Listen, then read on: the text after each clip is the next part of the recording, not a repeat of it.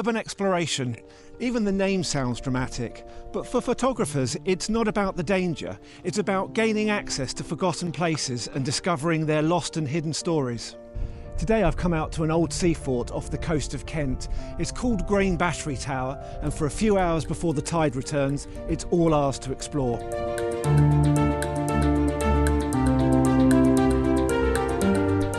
This place was built in the mid-1800s to protect the Medway and the Thames rivers, both important strategic naval routes.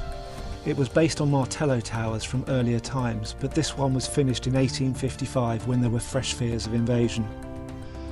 This tower was used militarily in both World War I and II before finally being abandoned by the Navy in 1950, and since then it's just been left to the winds of time.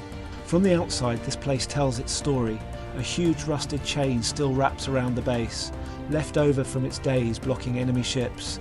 The rounded stone base and the square tower above show how the building has changed through time. You can see the damage from years of sea and weather. Rust, moss, broken concrete. The viewing platform from above is just a frame now, empty and exposed to the sky. Getting here isn't difficult, but timing is everything, as we only have a small window either side of low tide. You'll need to remember your Wellington boots, as there's still plenty of water and soft mud around even at low tide. So I've framed up my first composition, and as you can see, it's quite tricky conditions we've got out here. We're shooting directly into the sun. So I've gone for something quite straightforward, which is using the water to reflect the tower, and I'm not going to spend too long on this because I just think the light's too bright out here right now. So I'm going to bracket this, take 3 images, and we'll see how that turns out.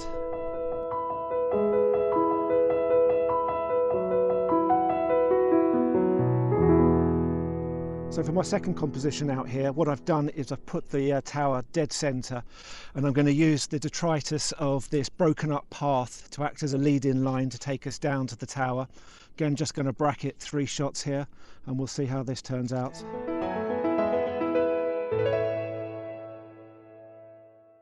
So I think with a subject like urbexing, it's really useful to be able to focus on the textures and the details that we find. And there's no better example than the chains that are going round the base of the actual tower itself. So I've framed up a composition that I'm hoping is going to work incredibly well. And I'm just going to go ahead and take that, and let's see how it looks.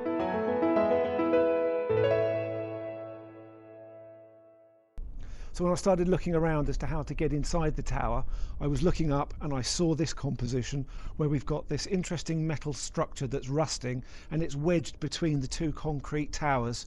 Certainly wouldn't want it to fall on me, but it makes for an interesting composition, so I'll go ahead and take that and we'll see how it looks.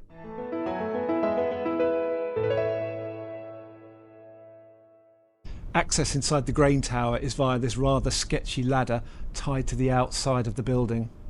This place is covered in graffiti, made up of old metal structures and staircases of concrete that appear to go nowhere. Inside there's an eerie quiet, and you can hear the echoes of your own footsteps. With light pouring in through holes in the walls, you can really get a sense as to how old and decayed this place has become. This composition, I think, shows off the decay that this place has really suffered from. We've got concrete that's falling apart, we've got graffiti adorned walls, and we can see the rusting metal structures. So I'm going to go ahead and take this and we'll see how it looks.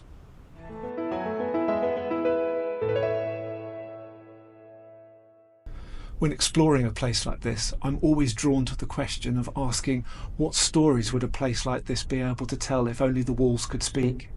I've come up to the roof where the gun turrets used to be located, and have actually included the rails that they used to run on in my composition. It leads us through to the main subject, which is this decaying concrete structure. So I'm going to go ahead and take this and we'll see how it turns out.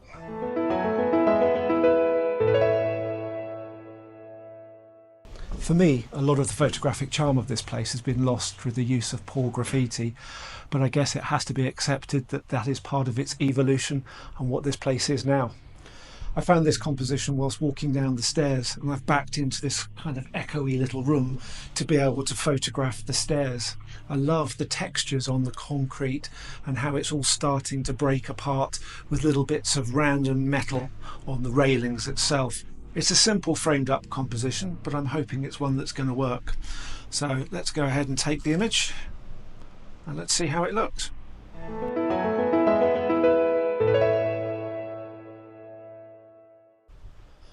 For me, urban exploration isn't about taking risks. It's about being curious, taking my time and exploring what the world has left behind.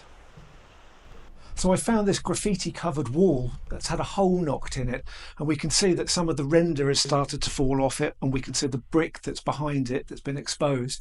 But it takes our eye through the composition to this other doorway and adds a bit more mystery and intrigue as to what the picture's all about. Let's go ahead and take it and see what we get.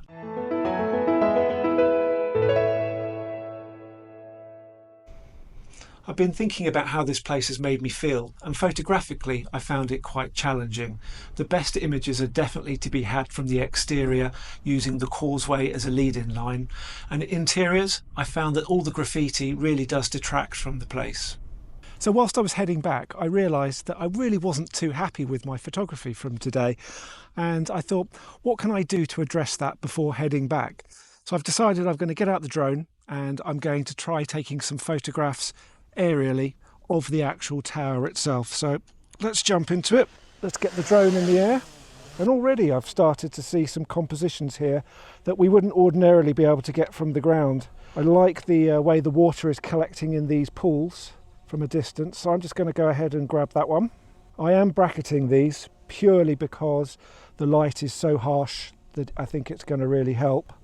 In this frame I've come a little bit off centre of the path, the idea being I want to try and just catch a little bit of reflection of the tower in the water below. Here I like the inclusion of all the foreground detritus where the path is all breaking up as it leads us towards the tower, and I think that foreground really adds something to the composition. By using the 70mm lens, I'm able to create the contour and shape outline of the tower really nicely from the side in a way that we just wouldn't be able to do if we were trying to walk out there by foot. So I'll go ahead and get this one. For this composition, I've decided to try and show more of the surroundings, which is this desolate location in the estuary itself. I may well end up cropping this to something like a 16:9. I think for my final composition here, I'm going to stick with the 70mm lens and use that compression and the pathway to lead us all the way down. And we've got these little rivulets of water that take us down as well, which I hope will add to the composition quite nicely too.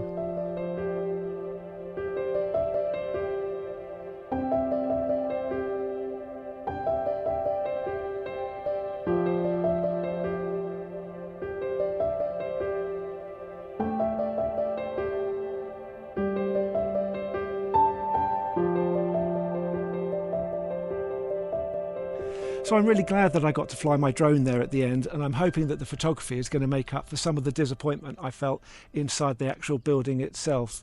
Am I going to come away with any award-winning images? Probably not. But did I have good fun exploring the place? Absolutely. And would I recommend it? Totally.